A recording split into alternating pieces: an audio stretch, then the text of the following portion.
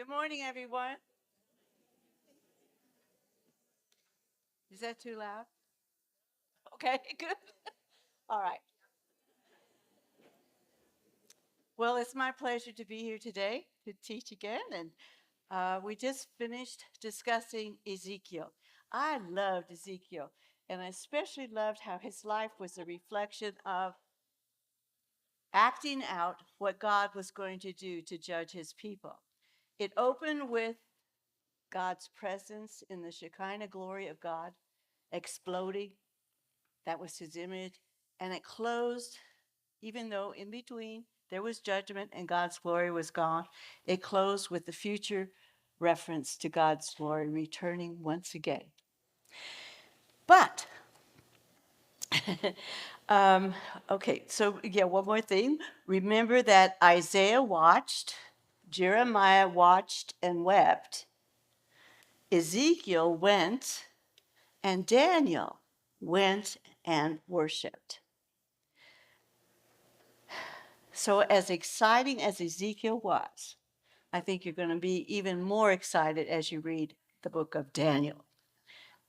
Okay, has anybody here ever gone to an escape room? I did once. I thought that was on my wish list. And so it's a place where you go and you find a clue and you solve it, and it leads you to another clue and you solve it, and you go to another clue and you solve it. And hopefully you get out of the room within the allotted time. I failed. But I enjoyed the process because I like to solve mysteries and clues and all of that. And I think that's why Daniel is even more fun to learn about.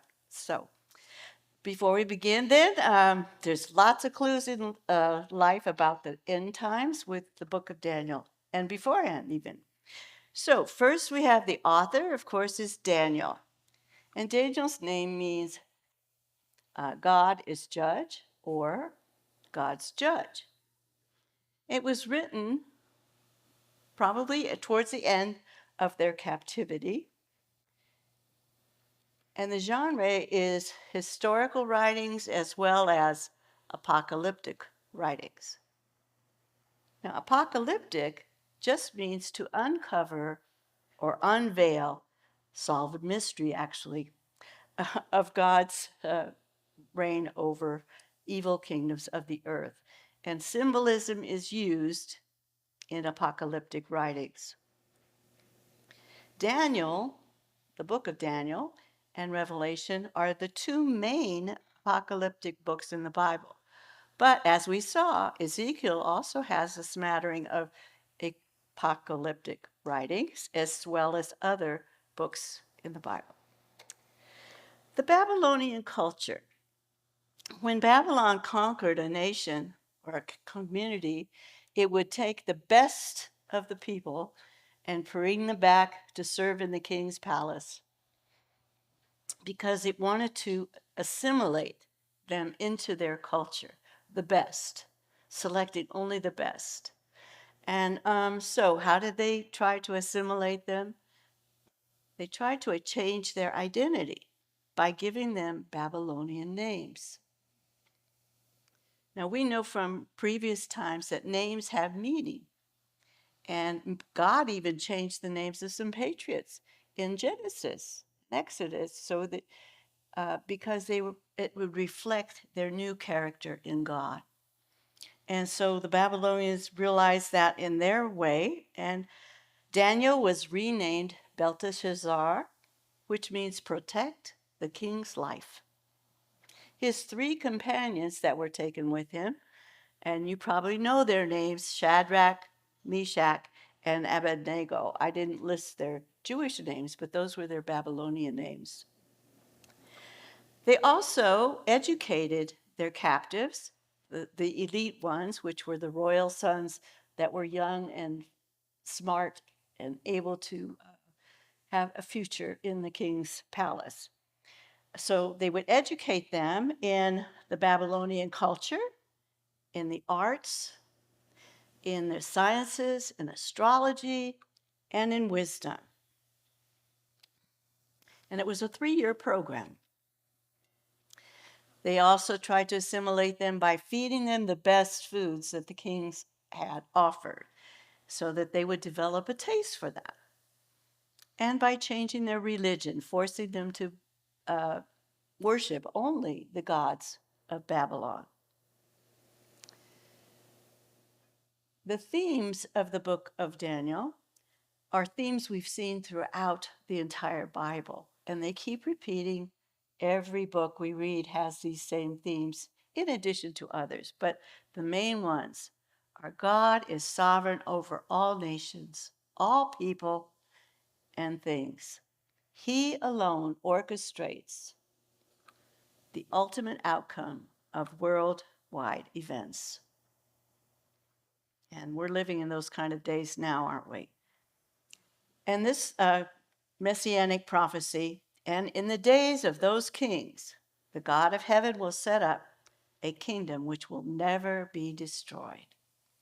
And that kingdom will not be left for other people. It will crush and put an end to all these kingdoms.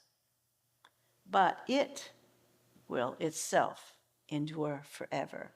And of course, that's when the final days come and Jesus comes to rule and reign forever. And the second theme that is throughout is God's grace for his people. And we know that he, in the midst of judgment, shows how much he cares for them by planning for a redemption of a remnant. So, what about Daniel the man? Well, Daniel was born during the middle of King Josiah's reign. Now, if you recall, King Josiah was a young king, and his priest was cleaning out the priest's treasury and found the book of the law. And when Josiah realized that the book of the law had not been used for so many years, he reinstituted it, and there was a religious reform throughout the land. And Daniel grew up in that environment. We also have evidence that Daniel read Jeremiah's words. So he knew what Jeremiah was prophesying. But while he was still a young man, at the age of approximately 14 years old, he was taken captive to Babylon with a group of young Israelites, nobles, men of promise, who could be of service in the king's palace. Daniel and his 3 friends were made eunuchs, and this was prophesied in Isaiah. Eunuchs were castrated males who were set apart to serve the king, so they would not be a threat to his harem. So Daniel never married or had children. He gives a personal account of his life from the reign of Judah's king Jehoiakim until the Persian king Cyrus. Daniel also interpreted Nebuchadnezzar's dreams, and one of them was a dream of a statue, assuring him that no man could interpret such a vision, only God. Daniel gave all the credit to God, and as a result, King Nebuchadnezzar bowed down to Daniel's God as all-powerful, and even appointed Daniel and his friends as rulers over all the wise men of Babylon. And they also got appointed to other positions as well. Daniel served in the government for about 70 years during the reigns of kings Nebuchadnezzar and Belshazzar of Babylon, and Darius and Cyrus of Persia. So he was favored in all those kingdoms. At the beginning of the book, he's a boy in his teens. At the end, he's about 90 years old. We know also, or learn also in the book, that Daniel was a man greatly beloved in God's eyes. Just like we know David was a man after God's own heart. Daniel was a man greatly beloved in God's eyes. 3 words characterize Daniel's life. He was a man of purpose, of prayer, and of prophecy. Daniel was a man of purpose. When the king made a decree that everyone in the king's 3-year program had to eat the same thing, Daniel and his friends sought to serve and abide by the law of Moses rather than the king's edict. But he wasn't rebellious. He peacefully and respectfully proposed an alternative diet for him and his friends. These young men were determined to serve God regardless of the consequences. They did not give in to the pressures from an ungodly society, and they had a clear purpose to bear testimony to the power, authority, and goodness of God Almighty to all the nations, not just them. Daniel was a man of prayer, and throughout the book, you're going to see how he went and prayed to God, and even at the risk of his own life. And Daniel was a man of prophecy, so you'll get to read a lot of those. So what about Daniel the book? Well, the book it was written in 2 different languages, actually. In chapters 2 through 7, it's written in Aramaic language. Now, that was the worldwide language of the time. So all the Jews and the Gentiles would understand the revelations that he was writing about, but reflecting that God is speaking to the whole world, not just his own nation. Chapters 1 and 8 through 12 were written in Hebrew. So they were written specifically to the Israeli audience or the Jewish audience. The book can be divided into 2 sections. In 1 through 6, we have the historical events. And these were from the time of the first fall of Jerusalem, when the captives were first taken into Babylon, until the fall of the Babylonian Empire into Persia. And chapters 7 through 12 contain the prophetic visions and dreams that symbolize worldwide political powers that are going to come prior to the arrival of Christ and until his second coming. Some scholars refer to the book of Daniel as the decoder ring for the book of Revelation. Many symbolisms explained in Daniel are repeated in the book of Revelation. In fact, when Jesus spoke on the Mount of Olives, he was quoting only from the book of Daniel. In the book of Revelation is largely an enigma or a riddle without the book of Daniel. Paul's revelation of the man of sin is explained and understood better by the book of Daniel. And these are just a few examples of how the Old Testament is so important to understanding the New Testament. The historical events section gives us a feeling of where Daniel was in his lifetime, but they repeat what we've already learned over and over and over again. Who were the kings of Judah? What was happening with the siege? And how many captives were taken? So we won't be going over that again. But in the visions and dreams section of the prophecies in Daniel, they dramatically foretell God's future plans for the nations, for the people, and for his kingdom to come.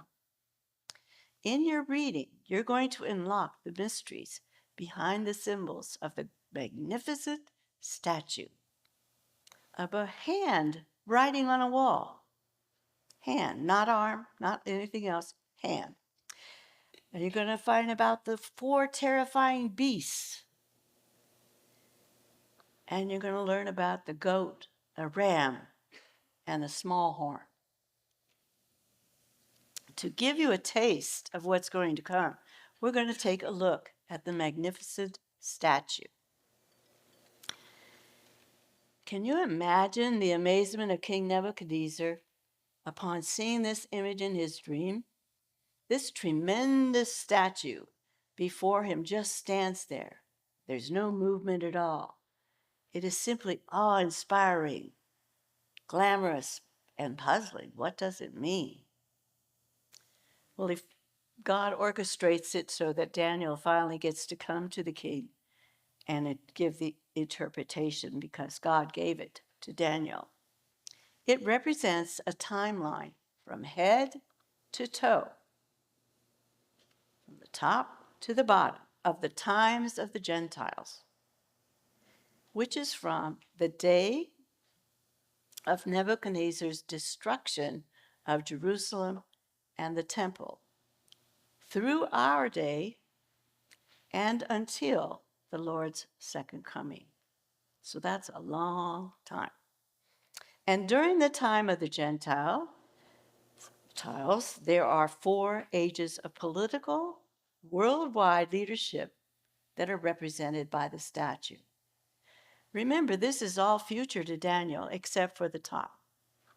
So the first age at the top, and I didn't bring the pointer up here, sorry, but it's golden, and I think you got it, if you had a chance, you got that sent to you by your leader, if you wanted to print that out yourself or look at it on your phone.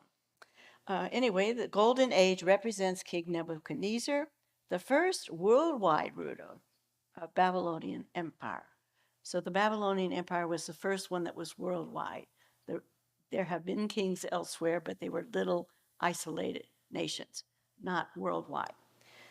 Okay, and each succeeding, oh, thank you. Appreciate that. I was so excited to be up here. See, I forgot all about this. And I have to take off the lid.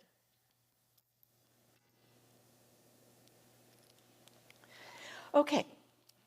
Oh, we need, yeah. Okay, so back to this. So this is gold. This is silver, the arms and the chest. It's hard to tell, but this area here, the hips and the hips are bronze. And then we have iron for the legs and iron and clay for the feet. Okay? So in the first stage then was the Nebuchadnezzar. And each of those stages are inferior in substance. So going from the most valuable gold down through sand and iron mixed together, the substance is symbolized by the value of its composition.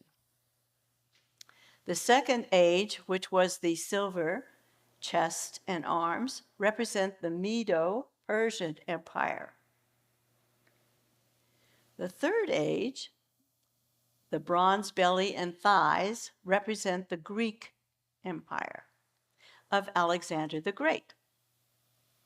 And there's more details about that you'll discover later.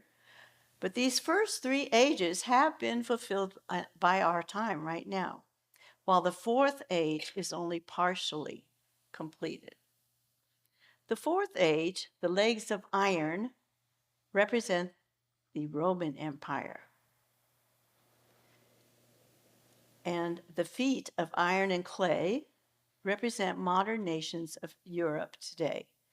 This age today's age, will be strong and weak, exemplified by the fact that iron and clay don't mix. The world powers will form alliances, one with the other, and then they'll break those alliances, and then they'll form new alliances, one with the other, and they'll keep shifting back and forth, back and forth. And eventually there will be 10 world leaders represented by the 10 toes. Okay, and in the picture, and I should have put that back on the slide, the stone. The stone was cut out of a mountain without hands. It struck the statue at the feet and crushed and pulverized all the metals into dust. And a wind, mighty wind came, and all the dust blew away, So that it disappeared entirely. And Jesus Christ is our stone. He is the living stone. He is the foundation. And he has arrived with a big bang. So maybe the Big Bang Theory is correct after all. Just kidding. He totally destroyed the temporary statue and will do so when he comes to reign for eternity. For no one can lay a foundation other than the one which is laid, which is Jesus Christ. Well, what other dramas will you encounter in the book of Daniel? The well-known stories of Daniel in the lion's den, his 4 friends in the furnace. We know 3 were put in, but when he went to look, there were actually 4. So you get to read about all that. The madness of King Nebuchadnezzar. Now, this wasn't just he was mad, insane. He was mad like an animal. And you'll get to read all of that. So as you read this week, though, remember that Scripture is God-breathed, which means he wanted everything in there is there for a purpose. It's there for us to learn from. So ask yourself, how can I apply this to my life today? Why is it there? What is its meaning to me today? So in sort of summarizing what the book is about, Daniel served for 70 years in a foreign land, which was hostile to God. Yet he did not compromise his faith in God. He was a man of purpose, persistent in prayer, and he prophesied. Daniel was unknown in Judah, but was considered great in Babylon. This reminds us that God places us where we are today for this moment in time to bring him glory. How privileged it is to think that I could bring him glory, or that you could bring him glory. But that's what we're called to do. God was faithful in Daniel's life. He delivered him from execution, from a den of lions, and from his enemies who hated him. Daniel and his friends inspire us to live godly lives in a sinful world. When we face trials, we can expect God to be with us through them, just as he was with Daniel. May God grant us the courage of Daniel and his friends to remain faithful under pressure, even at the expense, even unto death. Well, enjoy unlocking the mysteries of the book of Daniel. Thank you.